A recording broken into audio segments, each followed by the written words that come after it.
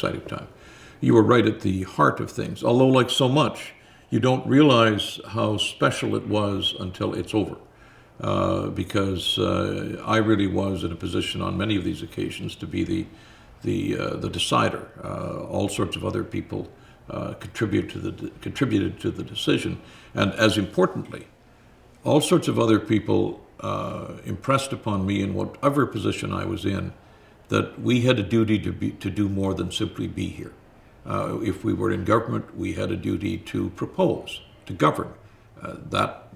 You did that in different ways. One of the things we started to do in governing was limit spending. And another thing we started to do in governing was wind down crown corporations. So being active in government doesn't necessarily mean building up government. It means using it appropriately, but recognizing you're there for a purpose. You're not a custodian. You're a driver of government. And in opposition, if you believe in the system, that it is built to ensure that both the arguments for and the arguments against are made. As leader of the opposition, you're the guy who has to make the arguments against, and you have to do it as effectively as you can. And I was lucky to always work with people who shared the view of being an activist in your role. We disagreed sometime about what form that activism should take, but there was nothing passive about it. We weren't here to golf. We were here to govern or to oppose. And sometimes, I took enormous risks in opposition. One of the pieces of opposition of which I'm proudest was on Mr. Trudeau's unilateral constitutional change, because and it was a very clever piece of work. There had been a lot of consultation with governments of my party in various provinces. Consultation nobody told me about on either side. And so when he brought in his initiative, he had the support of the progressive conservative governments of both Ontario and New Brunswick. And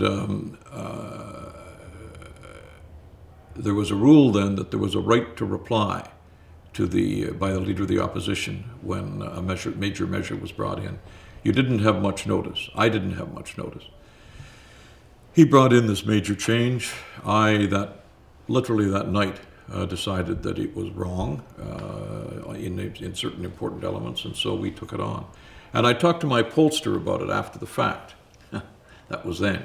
You didn't, and we didn't have a scientific view, but his view was that between 80% and the low 90s of Canadians did not support my position, including most of the members of my party. And yet we took it, we fought it, we gathered support for it. We used the legitimate powers of Parliament to force a debate, a public debate, and then a debate in the courts. And I think that was what we weren't simply negative. We did at one point shut the House down, but our purpose was not to shut the House down. Our purpose was to adduce arguments contrary to what the government was putting forth. And we have a stronger Charter of Rights. It is not possible for the most extreme nationalists in Quebec to say that all of English Canada was against them on that issue, because my party and I, from High River, Alberta, were clearly on their side on that issue, which in time to come will prove the bonds of the whole country. So I'm quite proud of that moment in history.